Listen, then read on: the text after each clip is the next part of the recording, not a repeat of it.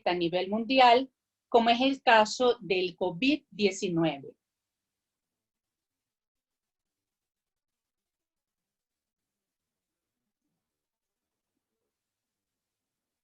Y para ello vamos a tomar en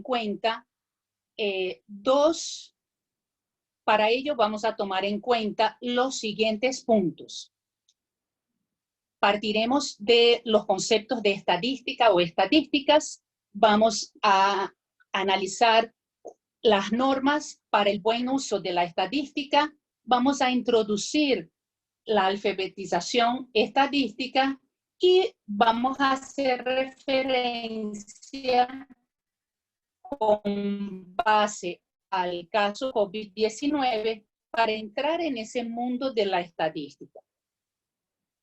Empezamos entonces con estadística o estadísticas. Bueno, en la vida diaria se hace de forma indiferente la presentación de ambas terminologías, pero realmente hay una diferencia entre ambas. Cuando hablamos de estadística en singular, estamos hablando justamente de esa ciencia, de esa disciplina que nos permite organizar los datos, que nos permite constituir una presentación de los datos, y en ese proceso de recogida de datos, organización de datos, me va a permitir de alguna manera analizar una muestra para definir en forma global a una población. Entonces, esa posibilidad que tenemos de partir del dato y generar una información que nos dé esa amplitud en cuanto al análisis, será posible a través de la estadística.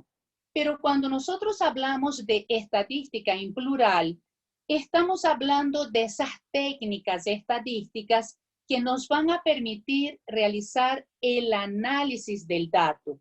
Y cuando hablamos de esas técnicas, estaríamos hablando, por ejemplo, de una representación tabular, de una representación gráfica, de un número que pudiera representar un promedio, una dispersión, una correlación. Entonces, en ese mundo de las técnicas estadísticas para presentar resultados, nosotros vamos a tener ese abanico de posibilidades estadísticas.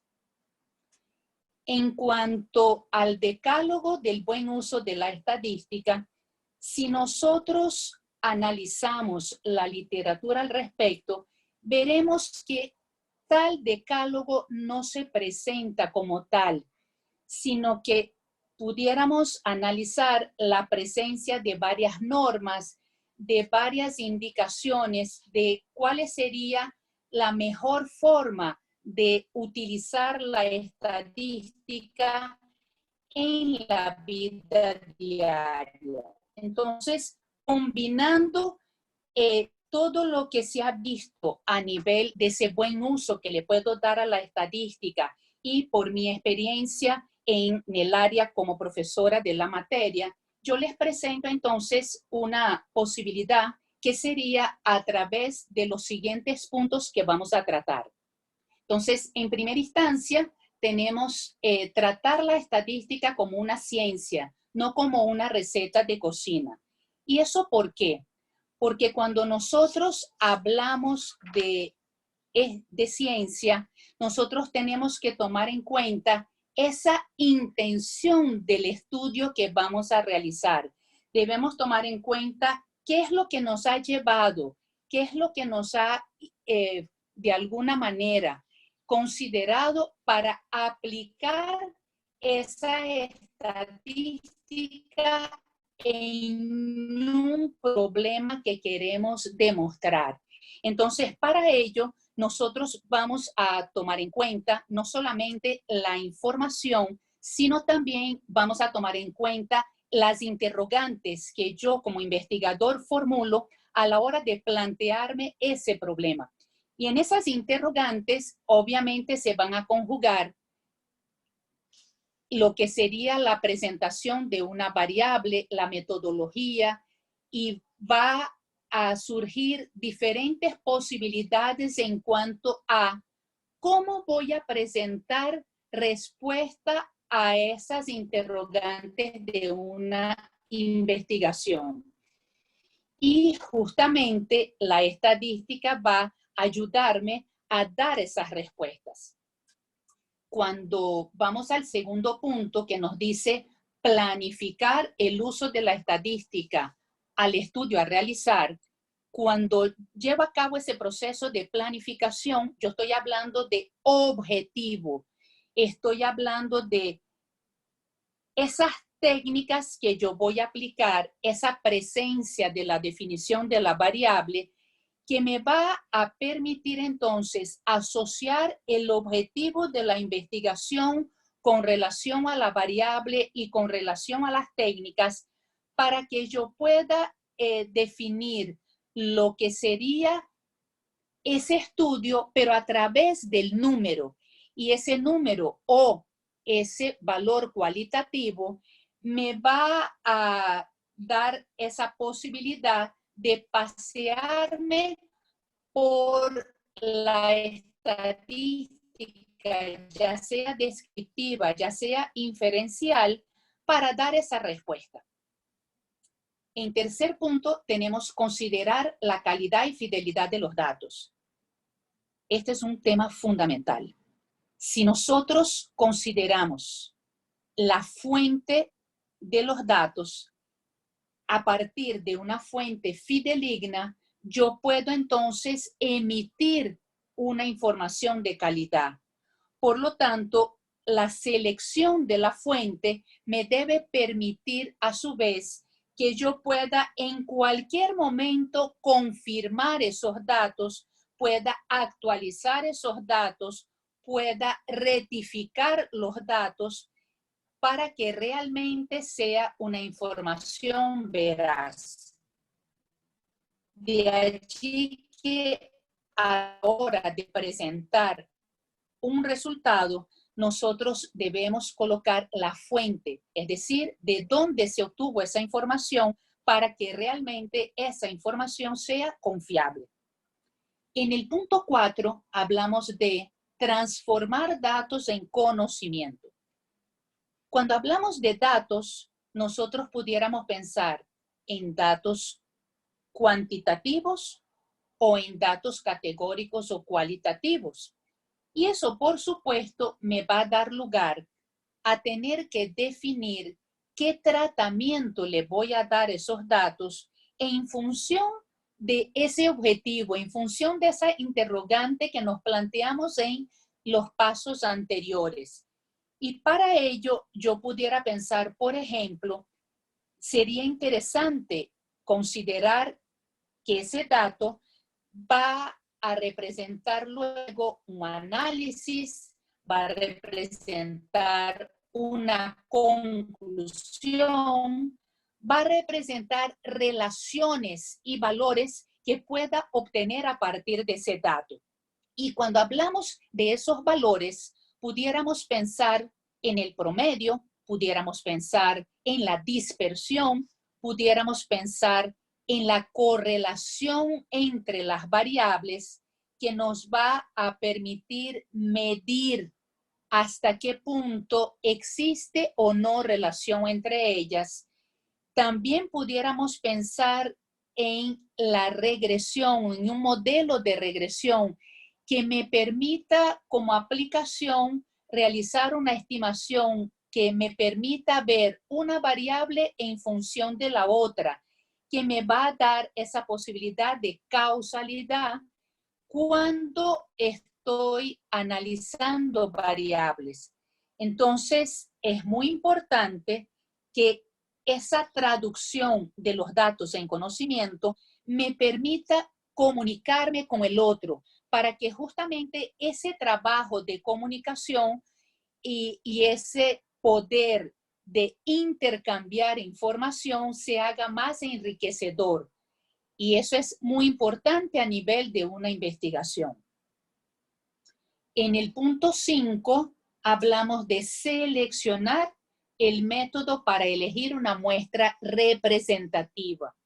Bueno, cuando nosotros hablamos en estadística de una muestra representativa, nosotros tenemos que considerar que justamente esa representatividad va a estar asociada de cómo yo obtuve esa muestra. ¿Por qué? Porque esa muestra tiene que representar a la población. En otras palabras, ella va a estar justamente asociada a la población de donde proviene.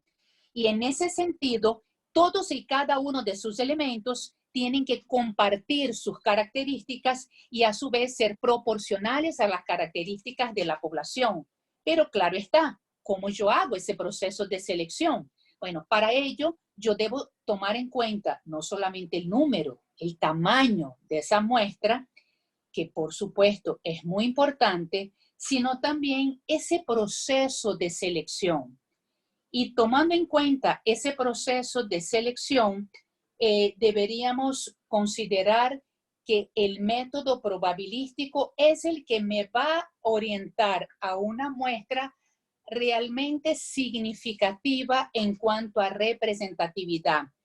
Y eso me va a dar lugar a conocer los diferentes métodos probabilísticos para que a través de esa muestra yo tenga una visión de la población. Si no lo hago de esa manera, ¿qué puede ocurrir? Si esa muestra no es representativa de la población, ¿qué puede pasar? Bueno, lo que va a ocurrir es que yo voy a tener el estudio relacionado con una muestra, pero ese estudio no va a tener relación con la población. Y el fin que nosotros perseguimos cuando realizamos una investigación es que yo pueda dar información de la población a partir de esa muestra representativa. Por eso es que es muy importante ese proceso de selección de la muestra. Cuando definimos el punto 6, que habla de definir correctamente pruebas y cálculos a realizar, nosotros debemos tomar en cuenta, en ese caso, qué variables están participando, a su vez, cuál es el objetivo de mi investigación, porque en función del tipo de variable y el objetivo de mi investigación, yo voy a tener la posibilidad de elegir una prueba en particular. Y esa prueba puede ser de tipo paramétrico o de tipo no paramétrico, pero si yo no conozco el alcance de cada prueba, no voy a poder elegir la mejor prueba a ser aplicada. De allí entonces que mi papel como investigador es justamente conocer el alcance de cada prueba, tomando en cuenta el tipo de variable, el tipo de dato que está interviniendo, para luego considerar la que sea más apropiada para esa presentación de los resultados. Un error que uno tiende a cometer es tomar cualquier prueba sin ningún tipo de base teórica en cuanto a esa elección. Y a pesar de que la estadística me permite aplicar sus cálculos en diferentes momentos, justamente yo como investigador tengo la responsabilidad de elegir esa prueba más adecuada basándome y tomando en cuenta dos elementos importantes, como ya lo cité previamente, como son la variable y a su vez el objetivo de este estudio. Pasamos al número 7, donde tenemos el elegir el gráfico adecuado en función del tipo de variable o problema. Cuando nosotros tomamos en cuenta esa elección del gráfico, nuevamente tenemos que partir del hecho de conocer los gráficos que tengo la opción de elegir. Y cuando hablamos de conocer esos gráficos, tomamos en cuenta que el gráfico puede ser tanto de tipo cartesiano como de tipo no cartesiano, y de allí entonces que al definir que voy a utilizar un histograma o voy a utilizar un pictograma o voy a utilizar un gráfico de barras, yo tengo que tener clara por qué voy a utilizar uno y voy a descartar el otro. ¿Qué beneficio me trae como investigador presentar la información a través de una o presentación gráfica? Y eso, por supuesto, va a dar como resultado esa visión rápida del resultado de una investigación a través de esa expresión. ¿Qué ocurre normalmente? Como el gráfico es de una forma muy sencilla para realizar la interpretación, uno tiende a pensar que hacer un gráfico no es más que tomar Excel o tomar cualquier otra aplicación para hacerlo, pero nos olvidamos de lo que sería por detrás de las cámaras, el estudio con respecto a la variable participante y lo que yo quiero expresar con ese gráfico. Un ejemplo de ello que pudiéramos citar sería el gráfico de sectores, que es muy popular a nivel de expresiones gráficas. Ese gráfico se utiliza mayormente, se recomienda el uso para variables cualitativas, pero variables cualitativas que no se presenten en forma de ordenación.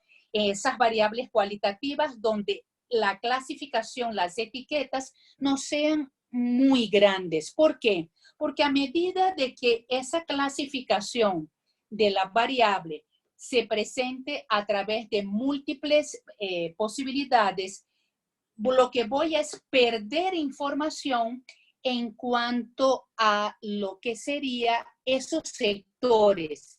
Entonces, en lugar de que la gráfica me ayude a visualizar a la variable, en su lugar lo que voy a tener es justamente la no comprensión de la gráfica. Y hay que recordar que la gráfica tiene que ser lo más clara posible para ilustrar esa variable que estoy analizando.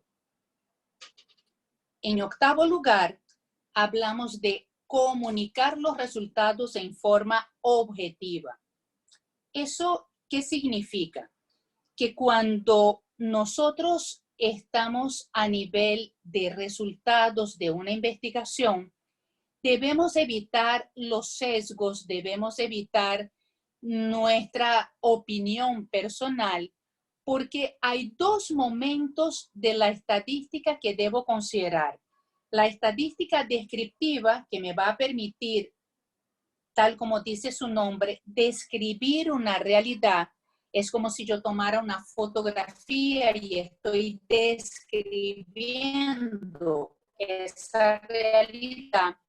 O a través de la inferencia estadística de hipótesis, yo voy a tratar de demostrar esa interrogante de mi estudio, donde obviamente yo voy a tener que elegir la mejor prueba para traducir en ese resultado. Entonces, a la hora de tomar en cuenta esa presentación de los resultados en forma objetiva, yo debo también considerar la intención de mi investigación. ¿Cuál es ese propósito de mi investigación para traducirlo a través de la presentación de los resultados? En el punto 9, hablamos de evaluar el significado práctico de los resultados. Y cuando se habla de esa traducción de los datos a un significado práctico, lo que se quiere es presentarlos de manera que sea de fácil comprensión. Y para ello yo tengo que pensar cuál es el público al cual voy a dirigir esa información. ¿Por qué? Bueno, porque la estadística yo puedo trabajar en diferentes niveles de dificultad y diferentes niveles técnicos de presentación.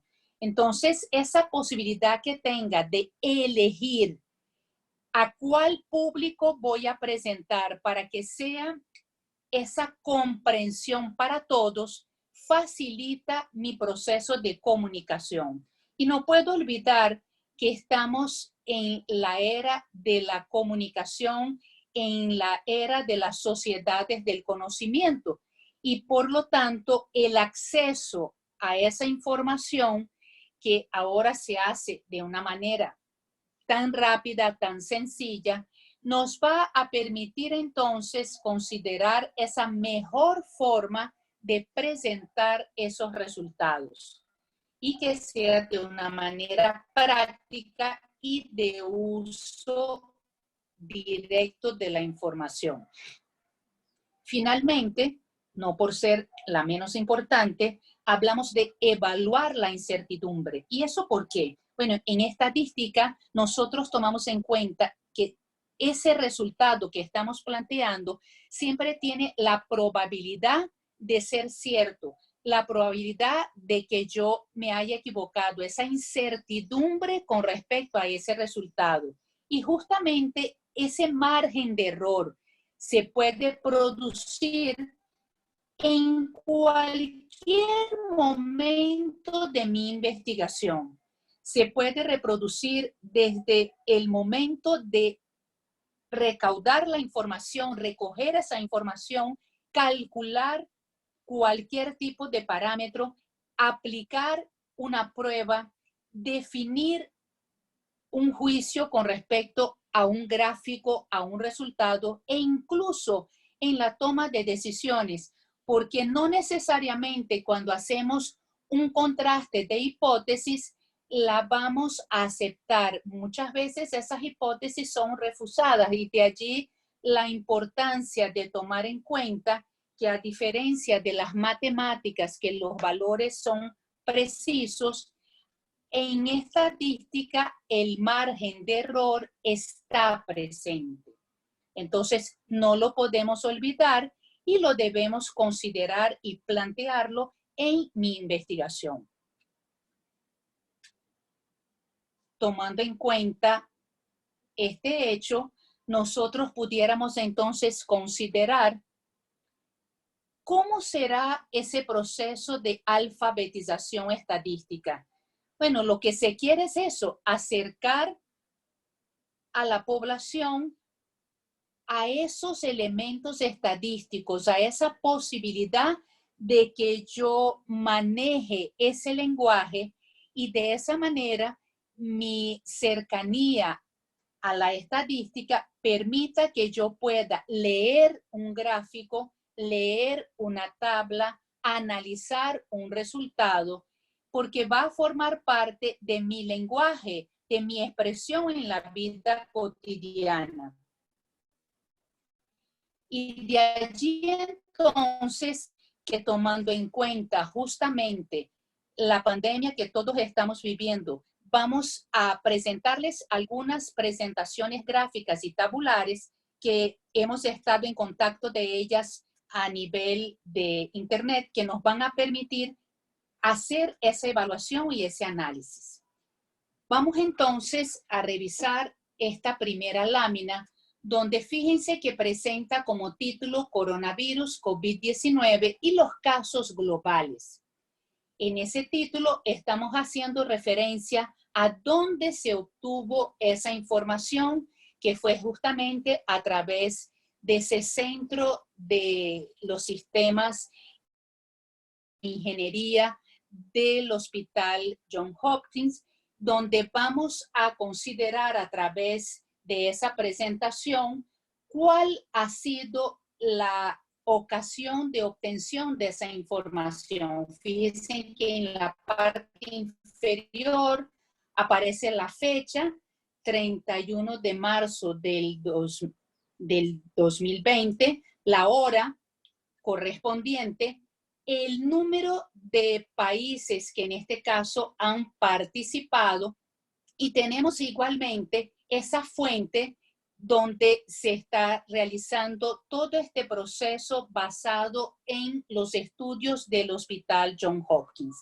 Entonces, tomando en cuenta esta presentación de la Universidad Johns Hopkins, nosotros vamos a observar en primera instancia, en el centro tenemos lo que en estadística llamaríamos un cartograma. Y en ese cartograma vemos la presentación del mapa mundi, que a su vez está sirviendo de base para reflejar lo que llamamos un gráfico de calor, donde el color rojo me está representando ese caso de epidemia, que justamente se utilizan los colores fuertes para señalar ese peligro, en este caso, la presencia de los casos confirmados del coronavirus, COVID-19. Entonces, si nosotros analizamos con detalle ese gráfico, vemos entonces que en esa gráfica hay diferentes tipos de círculos que se observan que van cambiando de tamaño según la zona. ¿Y eso a qué se refiere? Que dependiendo del tamaño de ese punto, nosotros vamos a tener una mayor o menor concentración del coronavirus a nivel del cartograma. Si visualizamos, vemos entonces que hay una gran concentración a nivel de países como Estados Unidos de Norteamérica, a nivel de Europa Occidental, a nivel de Asia, vemos en lo que sería la zona de China.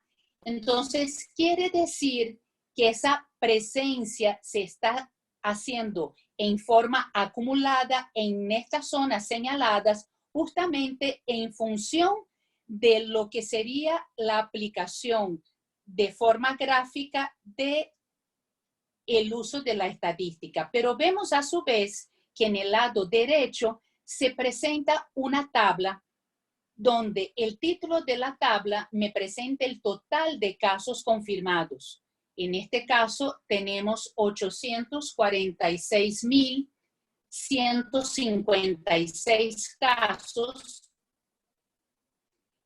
que están distribuidos en términos del país que presenta una mayor concentración.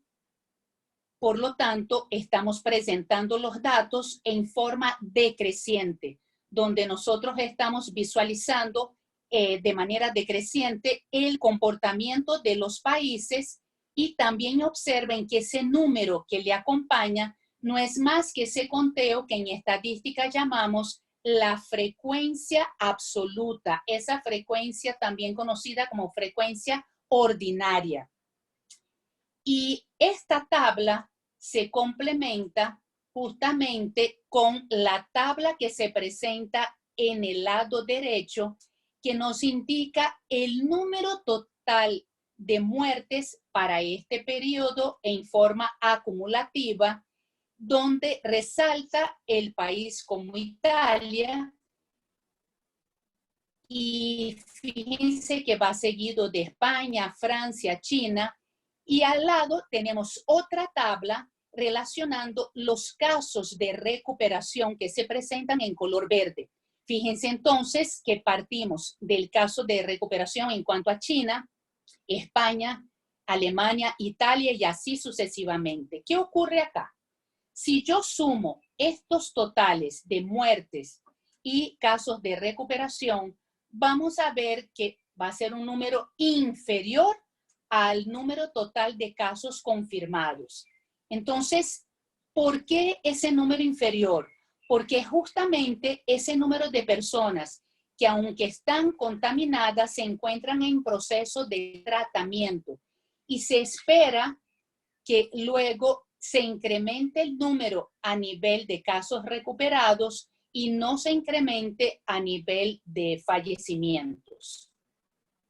Ahora bien, tenemos en la parte inferior de esta lámina lo que sería una gráfica de los casos confirmados, como podemos observar, que nos presenta el apoyo en un sistema cartesiano, donde en el eje horizontal tenemos la expresión del tiempo a través del primer trimestre, perdón, y a nivel del eje vertical, nosotros tenemos una escala que va de 200 en 200, pero vemos que al lado aparece esa K en forma minúscula que nos está indicando que serían 200.000, 400.000, 600.000, 800.000. Entonces, cuando analizamos esta expresión gráfica, vemos que hay la acumulación de los casos desde enero de este año, pero con respecto a todos los países participantes. Aquí estamos englobando no solamente China, sino todos los países participantes en el estudio. Y como pudiéramos ver, nos va a expresar ese comportamiento en forma exponencial, que es lo que nosotros observamos en esta gráfica. Bueno, esta gráfica en estadística es lo que la conocemos como la ojiva, porque trabaja en términos justamente acumulados, donde estamos acumulando a la información de hoy la información de los días anteriores. Entonces, esta es una manera que tenemos de continuamente estar al día con esta información, considerando en este caso los resultados que podemos ir actualizándonos, siguiendo la barra, ampliando la información, y me va a permitir tener conocimiento de ese comportamiento diario del coronavirus. Cuando paso a esta segunda presentación, fíjense que igualmente yo tengo la fuente, el título, evolución de los nuevos contagios, y a su vez hay una etiqueta que me está señalando cuál es la presentación de estos datos. Aquí tengo una nueva expresión que sería el gráfico de líneas, donde vemos que el color rojo se refiere a los nuevos contagios en China y el color azul, los nuevos contagios a nivel mundial, en cuanto al resto de los países sin incluir a China. Si nosotros analizamos la gráfica de color rojo, ¿qué es lo que estamos observando? Que hay un pico a nivel de esta primera semana del mes de febrero. Se observa también un pico a nivel de finales del mes de enero, y luego a partir de la segunda quincena de febrero empezamos a ver un decrecimiento donde hay un nuevo repunte a mediados del mes de febrero, hasta que finalmente hacia la última semana de febrero nosotros empezamos a observar que el comportamiento de esos nuevos contagios va a presentarnos un comportamiento de tipo lineal.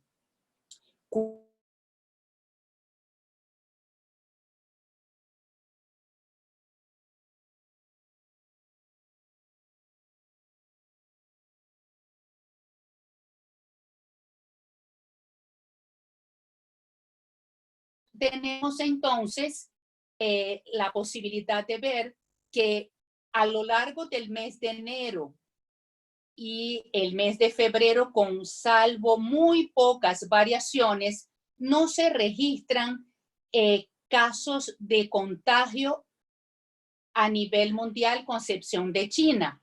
Pero a partir del mes de marzo empezamos a observar ese incremento que obedece entonces a ese crecimiento. ¿Y eso qué es lo que nos está indicando? Nos está indicando justamente lo que sería el momento cuando en China, a partir de las consideraciones, las políticas adoptadas, tomaron en cuenta esa posibilidad de reducir los casos, pero que ahora nosotros observamos a nivel del resto del mundo donde hay ese repunte. Y ese repunte nuevamente nos lleva a pensar que tenemos lo que sería ese crecimiento exponencial con relación al COVID-19.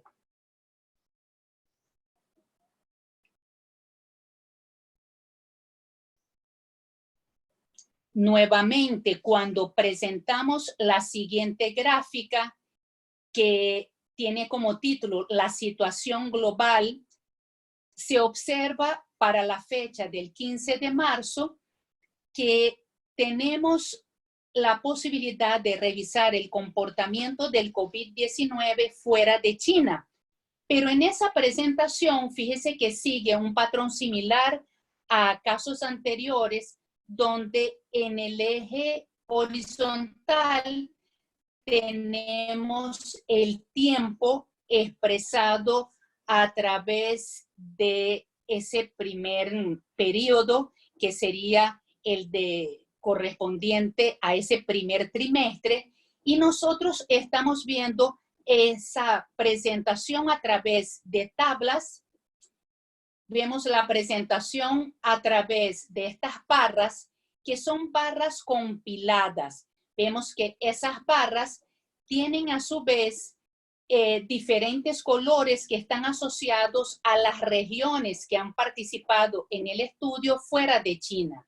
Entonces, cada una de esas barras, observen que está una a continuación de la otra, porque estamos presentando otro tipo de gráfica que en estadística se conoce como un histograma de frecuencias, donde nosotros estamos acumulando esa información en relación a las zonas y regiones establecidas, pero tomando en cuenta cómo se comporta a nivel mundial el caso del COVID-19, pero exceptuando a China. Entonces, estamos trabajando con una fuente segura, como es el caso de la Organización Panamericana de Salud, y tenemos esta otra visión del comportamiento de lo que se conoce también como la curva epidémica, que tiene ese comportamiento exponencial.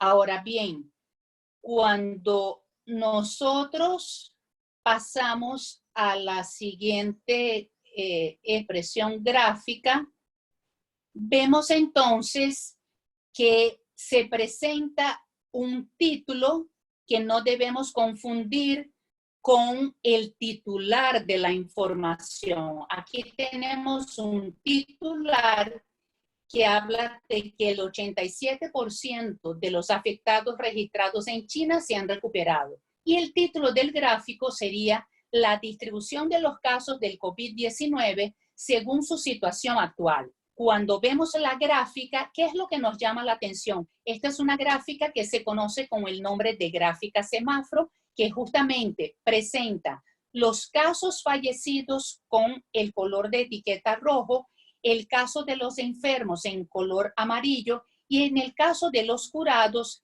en color verde. Por otro lado, vemos que la presentación de esa gráfica nos presenta barras de igual tamaño, porque cada una de ellas está representando el 100% del total con respecto a la variable país, que ustedes pueden observar que esa variable país se encuentra ubicada en el lado izquierdo del gráfico, pero no se presenta en orden alfabético. Se está presentando el nombre del país asociado y por lo tanto se está presentando en forma decreciente en función de ese total. De allí entonces que China aparece en primer lugar, seguido de Italia, Irán, España, Alemania, Estados Unidos, Francia y Corea del Sur. Fíjense que aquí estamos presentando lo más representativo para esa fecha en este horario, nuevamente con relación a los datos de Johns Hopkins. ¿Qué pudiéramos extraer de esta presentación? Que tenemos la variable que nos habla de los casos del COVID-19 en cuanto a la situación actual. Y en ese estado vemos que para el caso de China, que hay un 81.139 casos del COVID-19, reporta que hay un 4% de fallecimientos, 9,1% de enfermos y 86,9% de curados. Eso indica que este número que se presenta en forma de porcentaje no es más que lo que en estadística llamamos la frecuencia relativa, porque tenemos esa proporción en cuanto a la característica fallecimiento con respecto a este total. Si yo quisiera conocer el número de personas fallecidas para China, yo tendría que simplemente aplicar una regla de 3, tomando en cuenta este total y tomando en cuenta el 4%, yo pudiera entonces establecer ese número de casos fallecidos. De igual manera, pudiera hacer este mismo tipo de cálculo para definir el número de enfermos y el número de curados. Y de esa forma yo tendría otra manera de presentar esos resultados en cuanto al manejo de la información. Otro punto que debemos tomar en cuenta es que a partir de este gráfico tipo semáforo, yo puedo seleccionar cuál es el país que presenta el mayor número de etiqueta. Y eso me va a permitir hacer un proceso comparativo y no como erróneamente uno tiende a realizar, que es tomar la primera barra como la solución a todas mis respuestas, sino que aquí yo al hacer ese proceso comparativo vemos que, por ejemplo, Italia es la que presenta el mayor porcentaje de fallecidos. En cuanto que cuando hablamos de enfermos, se observa que eso ocurre a nivel de Alemania, y en cuanto a recuperación, a casos curados, hablamos de China. Pero es importante llamar la atención a este hecho. Cuando yo calculo ese 8,3% del total de Italia, aunque su porcentaje sea mayor que el porcentaje de China, yo voy a tener un número inferior de personas, dado que este 4% posee un número superior de personas. Entonces, no debo olvidar que cada una de las barras se está relacionando con el 100% del país.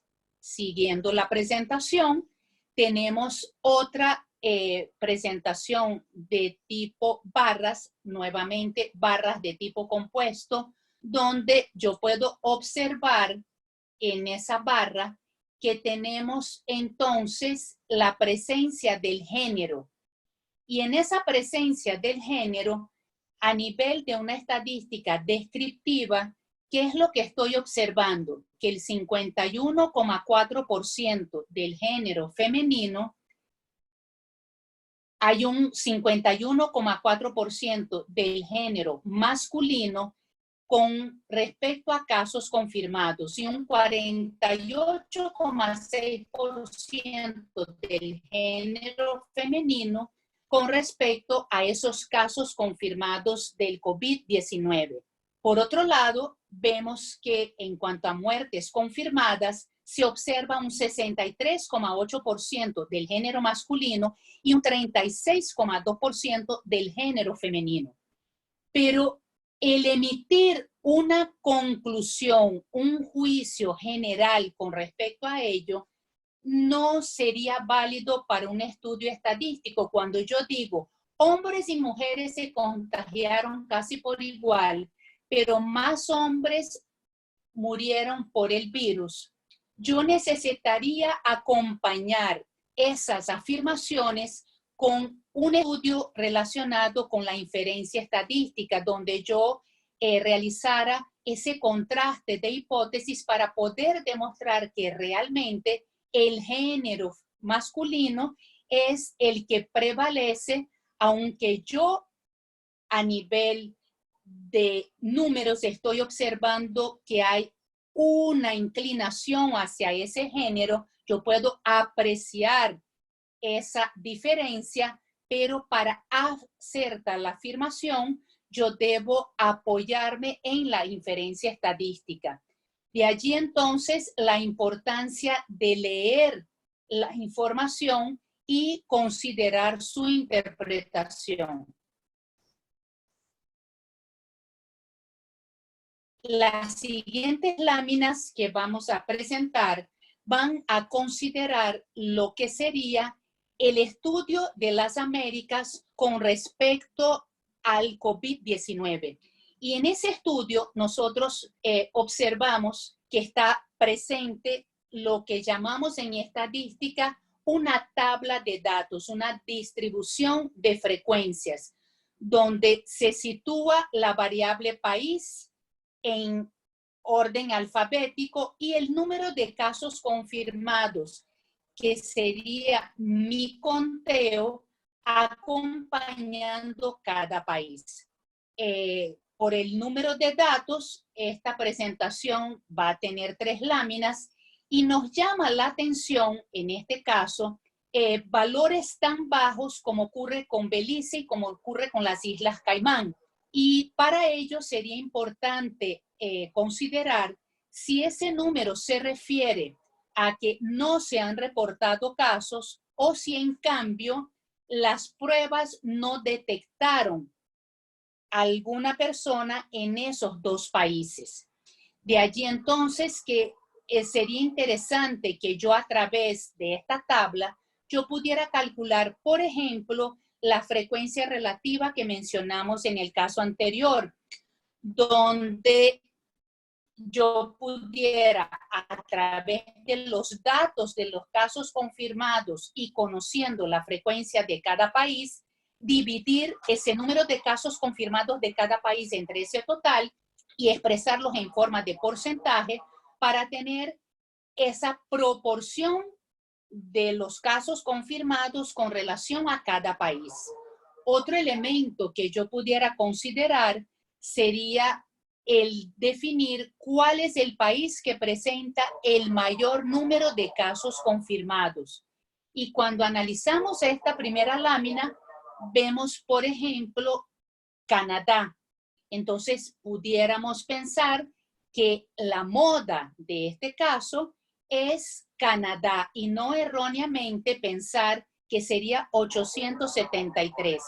Entonces, la moda, cuando se habla en estadística, se refiere a ese valor de la variable que le corresponde mayor frecuencia. Pero si nosotros seguimos comparando con las siguientes tablas, vemos entonces que en la siguiente tabla no hay ningún país que supere a Canadá, pero a nivel de la tercera lámina vemos que Estados Unidos la supera. Entonces, la verdadera moda de este estudio le corresponde a los Estados Unidos de América, por el valor de la frecuencia de 14.340 casos. Si nosotros traducimos este estudio tabular a una representación gráfica a través de Excel, nosotros pudiéramos ver entonces que dada el número de países, en el soporte del sistema cartesiano vamos a tener en el eje X la presentación de los países donde se destaca en esta gráfica que vamos a llamar diagrama de líneas o diagrama de barras, que la barra que tiene un mayor tamaño le corresponde efectivamente a Estados Unidos y que a su vez aquellos países cuyo número de casos confirmados fue inferior a 100, nosotros observamos que la gráfica realmente no lo plantea. ¿Y eso por qué? Porque no lo visualizamos en la gráfica, dado que la escala que se está aplicando es en función de 2000, en múltiplos de 2000, y por supuesto los valores inferiores a 100 no van a tener mayor representación. Y eso es un punto que debemos tomar cuando hacemos un gráfico. Cuando hacemos un gráfico, yo lo que tengo es una información general de la variable, pero para tener esa especificidad, yo debo contemplar la tabla tal como la hicimos acompañar en este estudio. Luego tenemos a continuación otra expresión global, pero ya relacionada con la región de las Américas, donde observamos el mapa de calor y esa concentración del mapa del calor se observa a nivel de la costa este de los Estados Unidos, y también pudiéramos observar esa concentración en países como Ecuador, en algunas zonas de Brasil, también a nivel de Chile, y también se observa cuando se contempla la zona del Caribe y cuando se hace el zoom correspondiente a Alaska y Hawái, también vemos la presencia del COVID-19. Entonces, fíjense que esta gráfica de calor está como más explícita que la anterior, porque nos presenta una escala que nos habla de los valores desde 50 hasta superiores a 5,000, que va a depender de ese tamaño de lo que sería el círculo. Y fíjense que está acompañada de lo que pudiéramos llamar una tabla técnica, que nos habla de que el número de casos confirmados fue de 40,441, de muertes 504, de 47 países participantes, donde ya hay la notificación de Dominica, Turcos y Caicos en cuanto a esos primeros casos. Confirman que el 82% de los casos de muertes y casos detectados corresponde a Estados Unidos, y que ese mayor cúmulo de casos a la fecha le corresponde a Brasil, Canadá, Ecuador y Chile. Entonces quiere decir que ese comportamiento que hemos estado observando en la región de las Américas se está confirmando en esta nueva gráfica. Luego tenemos otra representación que sería tomando en cuenta los países latinoamericanos con mayor número de casos confirmados. Fíjense que es otra presentación tabular donde no nos estamos apoyando en un sistema cartesiano. Vemos la fuente, la fecha, de dónde proviene, y vemos que está acompañada de los totales de cada país, ¿verdad? Y esos totales son los que justamente están presentando en forma decreciente la información de los casos confirmados a nivel de los países relacionados con América Latina.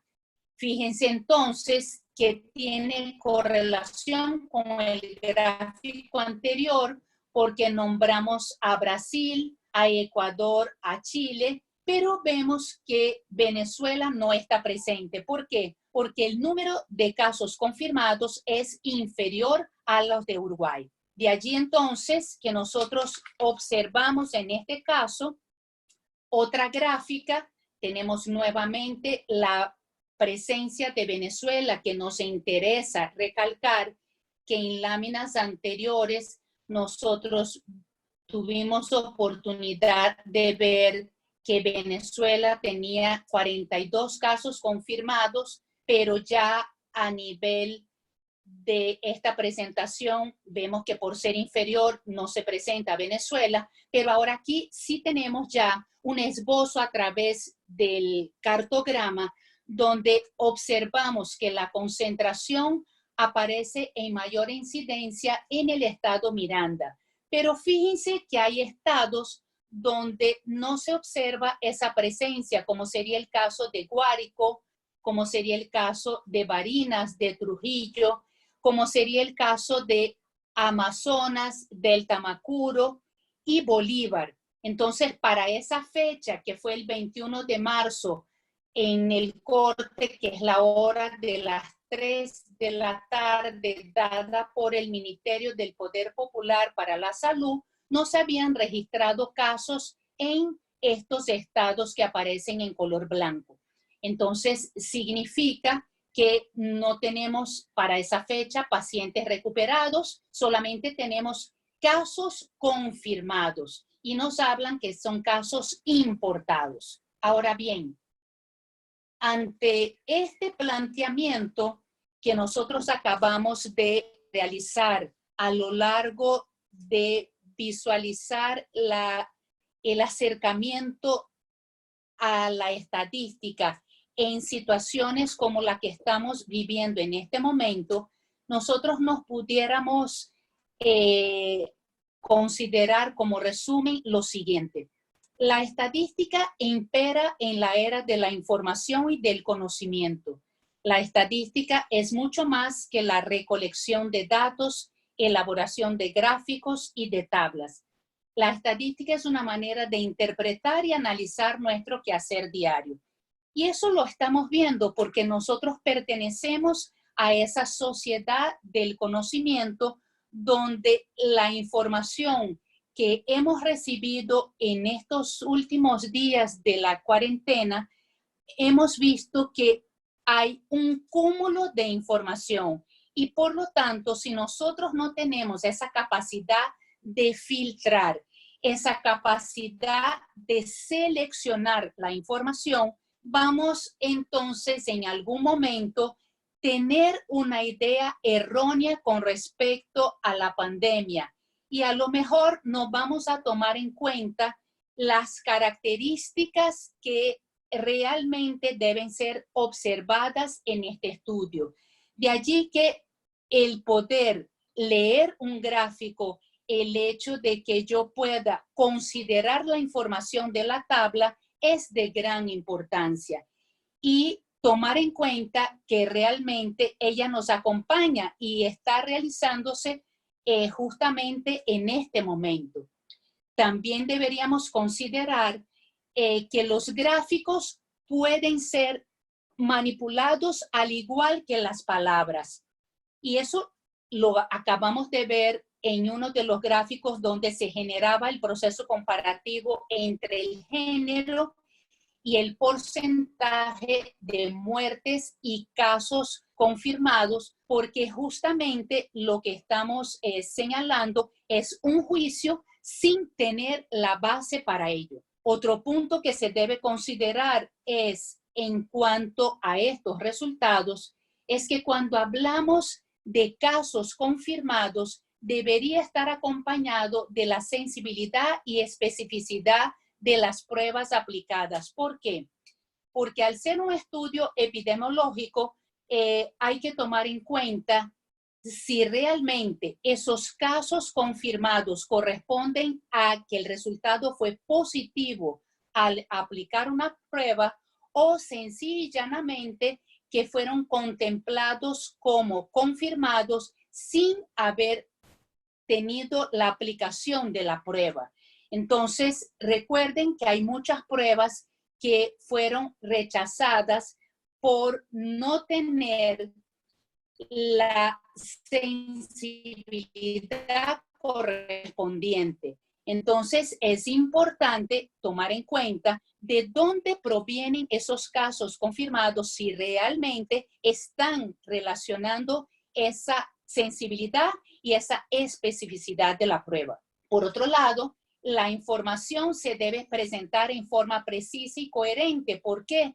Porque yo debo tomar en cuenta justamente esa posibilidad de la lectura provenir de esa fuente que es confiable.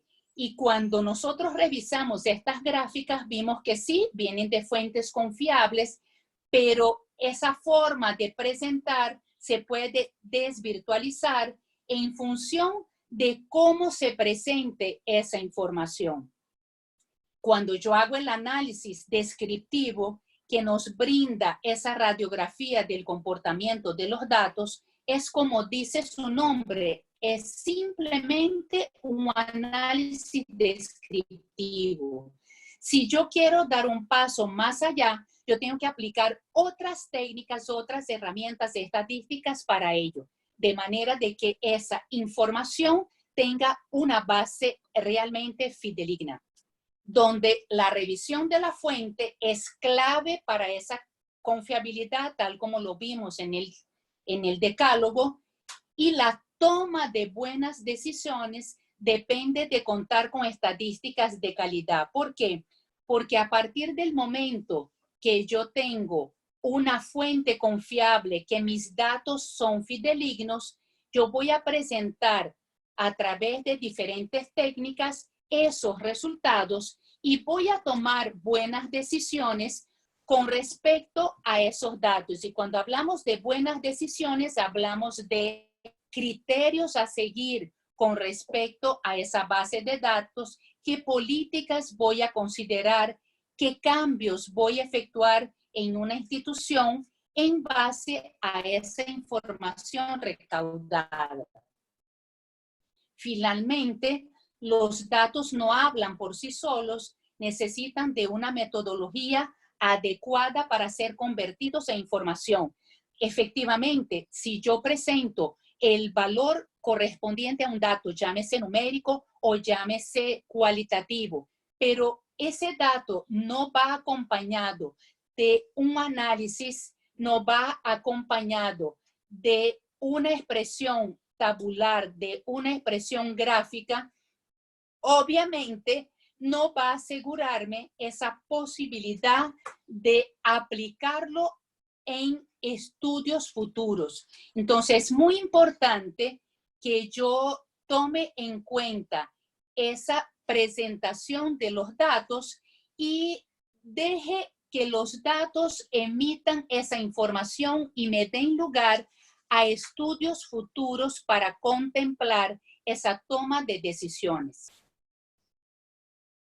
Finalmente, presentamos como conclusión lo siguiente. La estadística está presente en nuestro quehacer diario, aunque no nos demos cuenta de su importancia. Ejemplo de ello, tenemos el caso del COVID-19, que justamente en este tiempo de cuarentena hemos podido observar cómo a lo largo de este tiempo hemos tenido un cambio en nuestra rutina, hemos tenido un cambio a nivel de nuestras actividades y eso justamente lo hemos podido apreciar gracias a la aplicación de los métodos estadísticos que nos han permitido que los medios digitales presenten esa información y logren que tomemos conciencia de su repercusión. Por otro lado, los aportes de la estadística también están teniendo su influencia en las políticas públicas. Fíjense que la definición de la cuarentena es la que ha permitido frenar el ritmo de propagación en diferentes partes del mundo y por lo tanto eso también va a influir en la obtención de esa vacuna para dar fin a lo que sería esta pandemia. Finalmente, pudiéramos decir que realmente cuando hablamos de alfabetización, ya no pudiéramos considerar simplemente el analfabetismo. El hecho de saber leer y escribir ya no es suficiente. Debemos tomar en cuenta que la alfabetización estadística es una característica del ciudadano del siglo XXI. El manejar el lenguaje estadístico, la representación de los datos, la comprensión de la presencia de esa probabilidad, de ese margen de error que se puede cometer a la hora de incluso tomar una decisión, eso me va a permitir hacer una lectura, una interpretación básica de la información y voy a entender no solamente ese reporte, esa investigación, sino voy a tener una idea general del problema para luego visualizar una posible solución.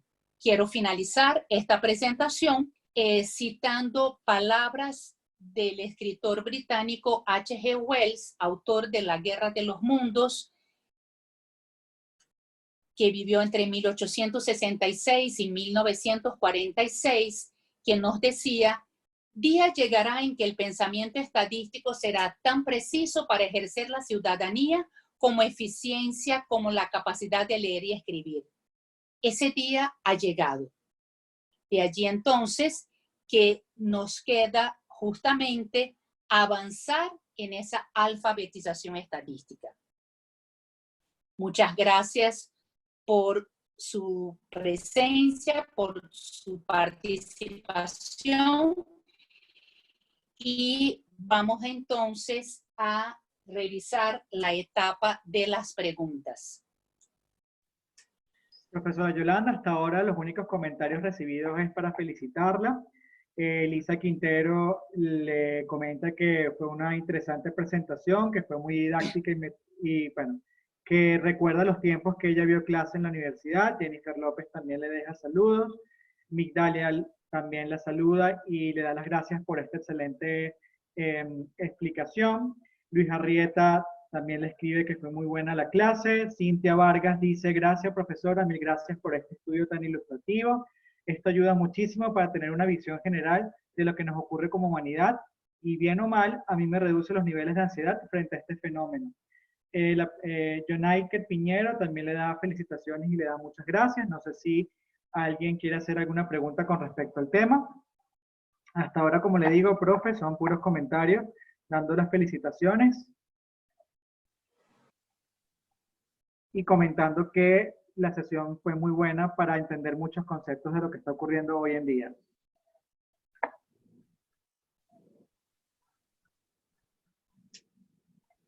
Recuerden que las preguntas las pueden hacer en el panel de preguntas y respuestas. Nos quedan unos 10 minutos para poder responder alguna inquietud que ustedes puedan tener. Estoy pendiente de alguna pregunta que ustedes quisieran realizar. José Javier le da las felicitaciones, profe.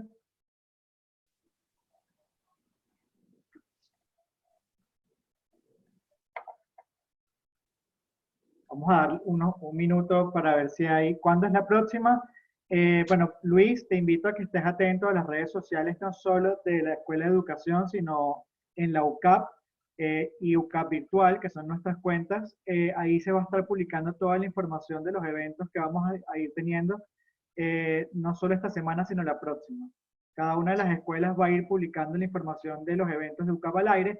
Sin embargo, la que recopila toda esa información es la cuenta en la UCAP.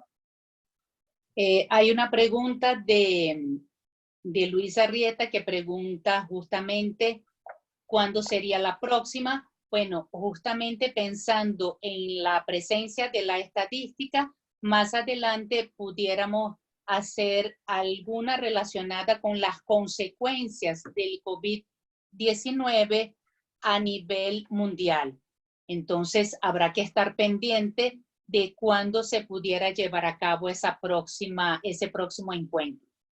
Y también les comento que vamos a tener uno el próximo miércoles 15 con José Javier, que es matemática y cuarentena, y con Alejandro del Mar, que también está relacionado con temas de educación.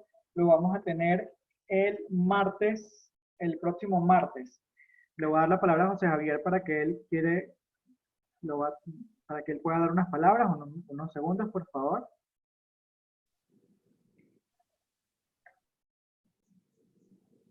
Creo que José Javier ya estás conectado.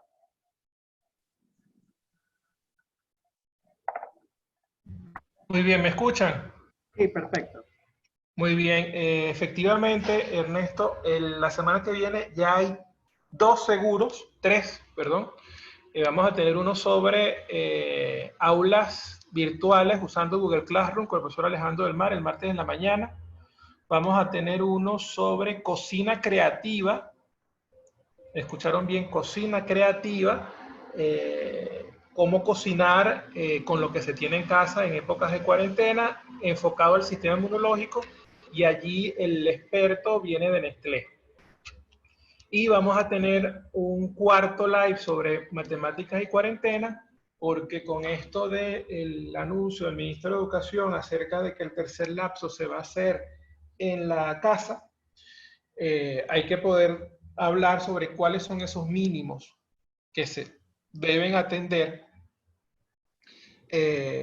dependiendo del área, dependiendo de la condición o de las condiciones que tienen los padres y representantes.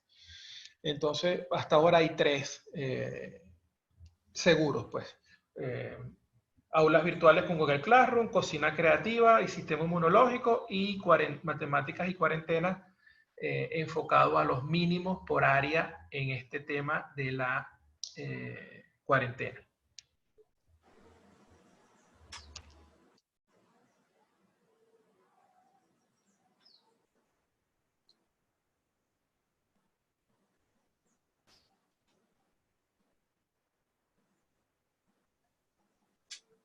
Bueno, creo que hay una pregunta que la voy a indicar a ver quién de ustedes dos lo pudiese responder. Dicen, ¿qué opina de los datos por el gobierno? ¿Cree que son verídicos?